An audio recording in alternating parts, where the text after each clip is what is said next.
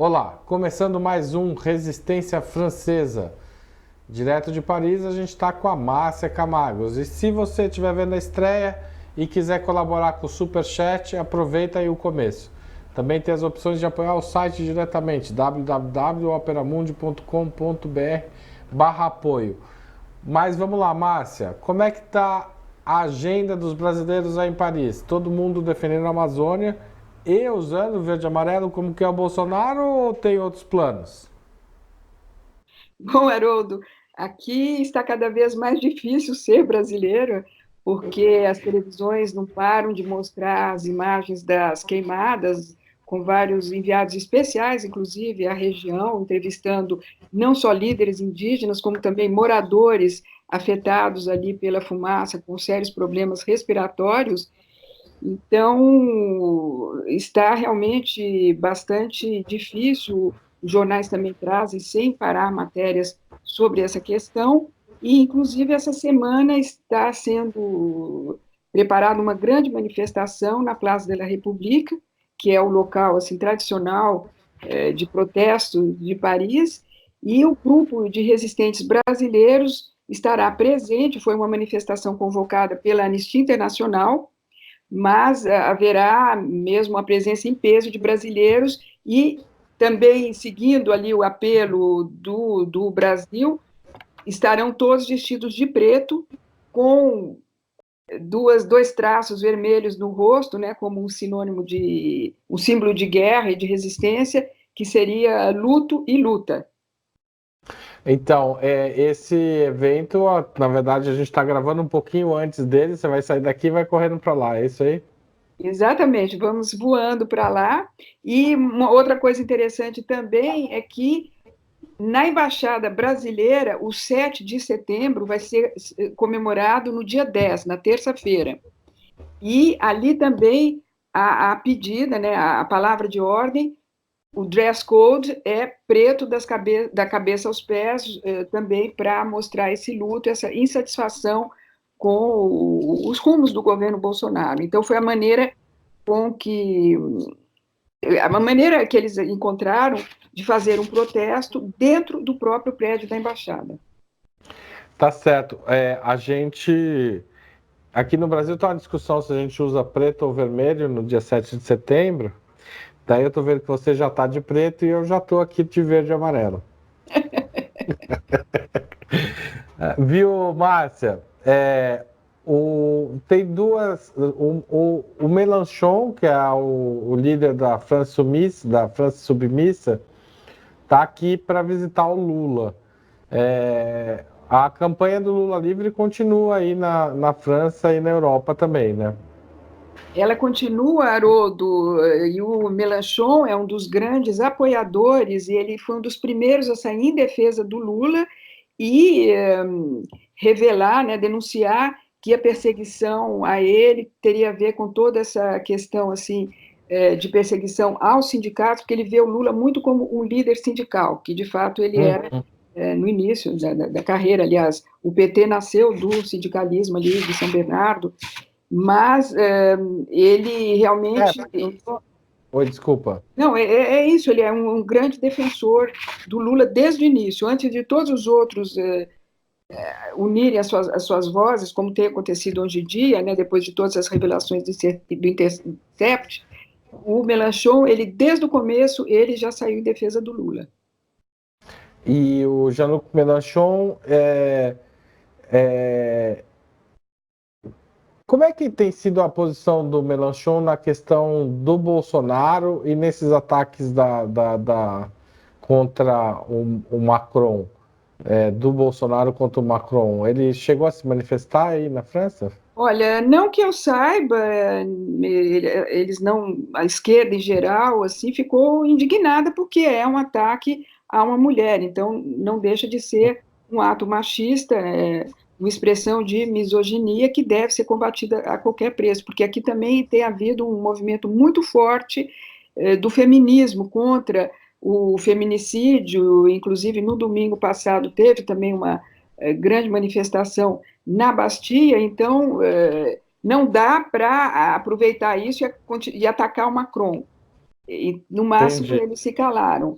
Mas houve toda essa revolta, e você sabe que aqui as mulheres brasileiras também ficaram muito envergonhadas, inclusive fizeram um abaixo-assinado que, em 2, 3 dias, atingiu mais de 3 mil assinaturas de apoio a Brigitte Macron, e nós fomos, inclusive, levar no Palácio uma, essa Protocolo. petição, Ah, uma carta, dando o uhum. nosso, enfim, empenhando a nossa solidariedade, e ali afirmando que o Bolsonaro não representava essa comunidade brasileira e nem as suas políticas racistas, machistas, misóginas.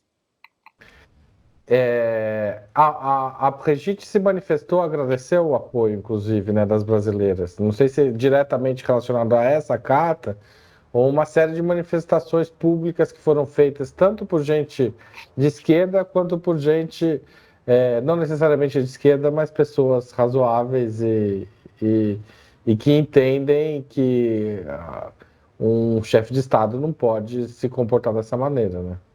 Sim, houve uma manifestação de revolta, assim, uma reação instantânea, voluntária, reunindo, como você falou, até gente que não é de esquerda, e esses abaixo-assinados foram alvo de matérias, inclusive da imprensa francesa também, e é claro, isso chegou aos ouvidos dela antes da gente ter tido a oportunidade de entregar a carta pessoalmente no Palácio, e ela veio a público se manifestar dizendo muito obrigada O que para, foi enfim, bem legal, né? Foi...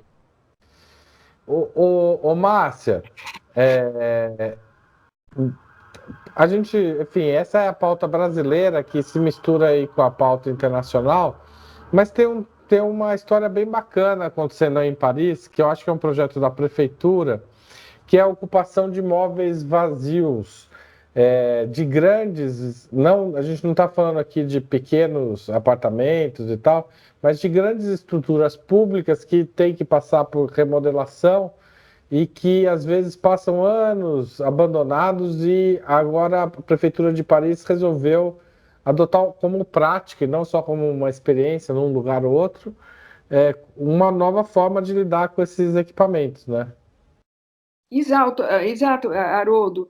Houve esse acordo entre a prefeitura e 18 grandes empreendedores imobiliários, né, que resolvem revitalizar esses milhões e milhões de metros quadrados que ficam ali abandonados durante anos e anos, e dar a esses espaços uma função social.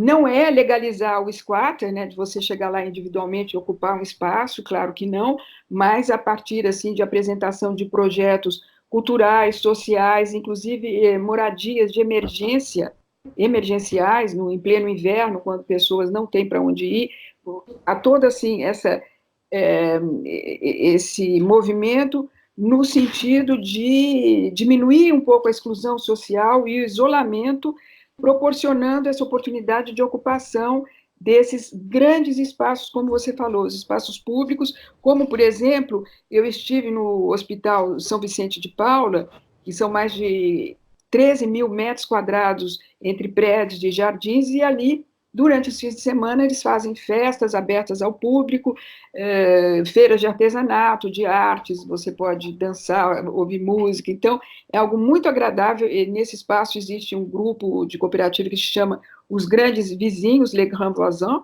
e eles estão ali desde 2015. E o Onde Paul que é esse Citron, espaço? esse Em que espaço é no arquitetura? 14M, é no 14M, mas tem espalhado por todas Décimo as áreas quarto. de São Paulo, de São Paulo, de Paris, né? De São Paris. Paulo, eu lembrei porque na época, inclusive, o Hospital Matarazzo, Hospital Maternidade Matarazzo, ali perto da Avenida Paulista, né, do outro lado da Paulista, quando Na ele verdade, do nosso lado, aqui da Bela Vista, a gente da está Bela perto. Vista, exatamente. Um pouco antes dele No ser, Chile. bom, logo depois dele ser desativado e antes de ser entregue para como investimento privado, eles fizeram uma belíssima exposição lá dentro, né? Mas, assim, a questão aqui é que isso vai ter continuidade. E esse Paul Citron, que é o diretor de desenvolvimento da cooperativa Platô Urbano, ele fala de um urbanismo transitório. Então, você oferece a oportunidade a pessoas de desenvolverem algumas atividades em locais assim bem centrais da capital parisiense, de uma maneira que, de outra forma, elas não teriam como fazer isso dentro do mercado tradicional, porque aqui a gente sabe que é tudo caríssimo. Se eles fossem alugar, né, um espaço para fazer uma festa ou algo parecido na cidade, seria simplesmente impraticável.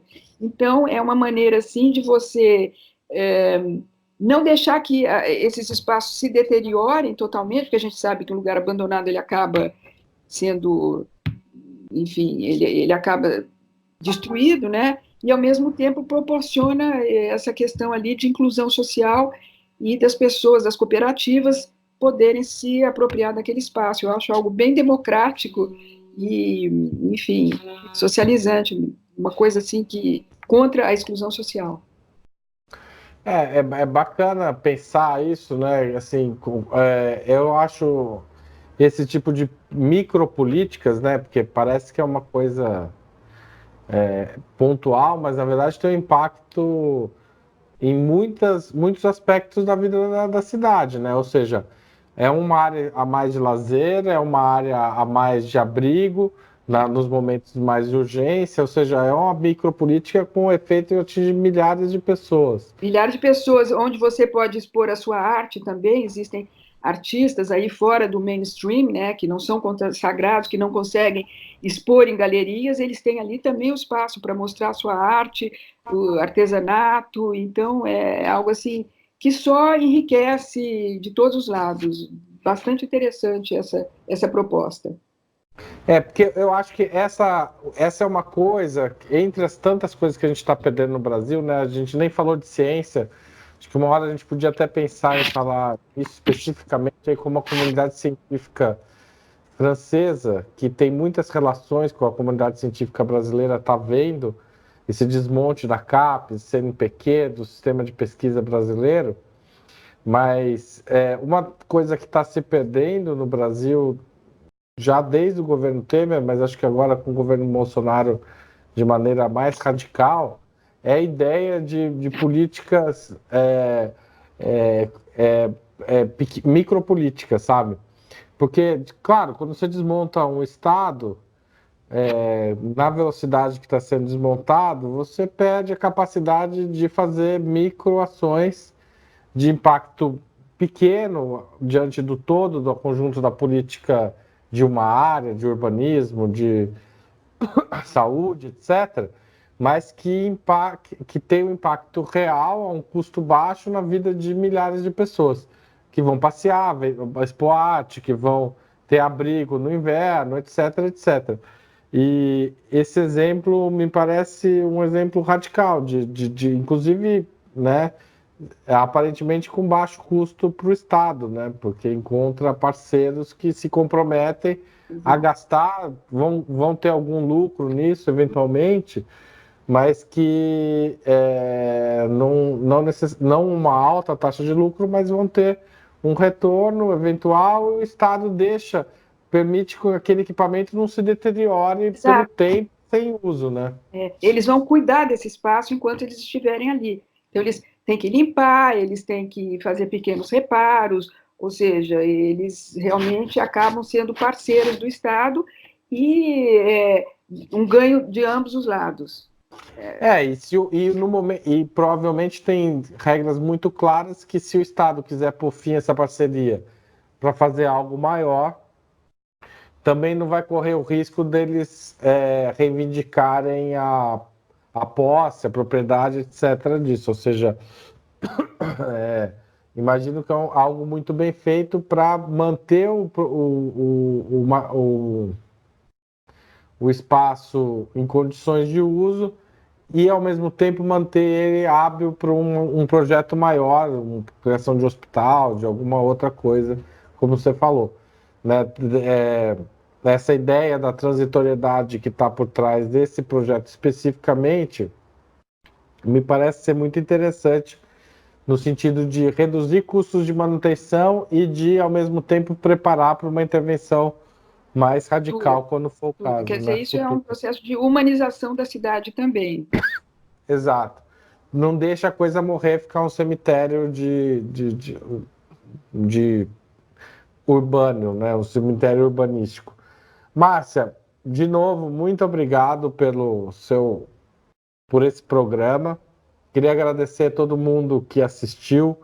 Quem quiser colaborar, www.operamundi.com.br/apoio, ou se estiver no exterior, a plataforma é o Catarse, mas atende maior número de cartões de crédito, etc. www.catarse, com SE no final.me/operamundi.